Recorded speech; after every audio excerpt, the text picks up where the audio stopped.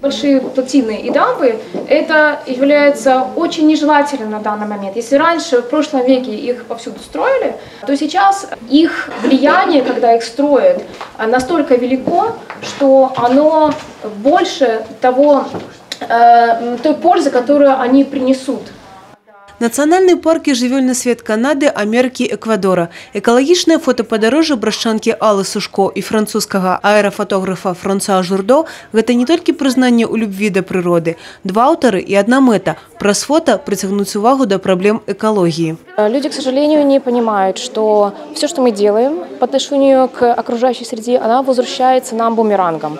То есть защита окружающей среды не столько ради окружающей среды, как ради нас. Это должны люди понимать. Почему-то многие люди не отождествляют себя с природой. Почему-то они считают, что я вот здесь, а природа где-то там. Свою лепту захавання навакольнага свету можа ўнесці кожны.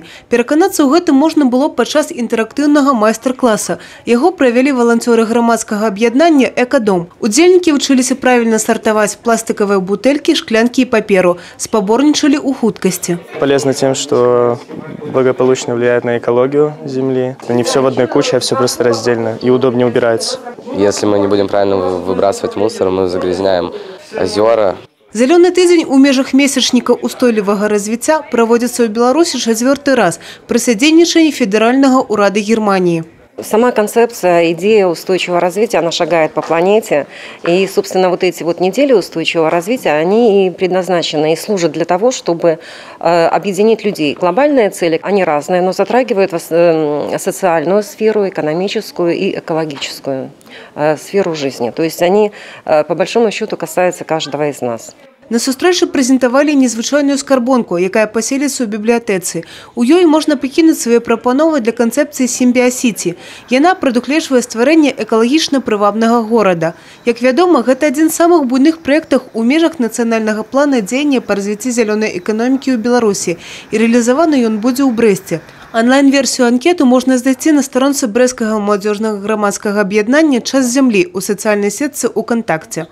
Анкета, она в принципе довольно простая, в ней просто описано, что вообще человек может написать, да, то есть по каким именно направлениям в области энергии, климата, теме отходов, образования. Люди, которые от большего не понимают, что это, могут просто своими словами это писать, для того, чтобы мы уже могли как-то это анализировать и уже включать свои предложения и учитывать те предложения жителей, которые хотят решить тот или иной вопрос или проблему. У Брэсцкай навукова-тэхнічнай бібліятэцы чакаюць усіх жадаючых далучыцца да зялёнага тыдня і абяцаюць, будзе цікава.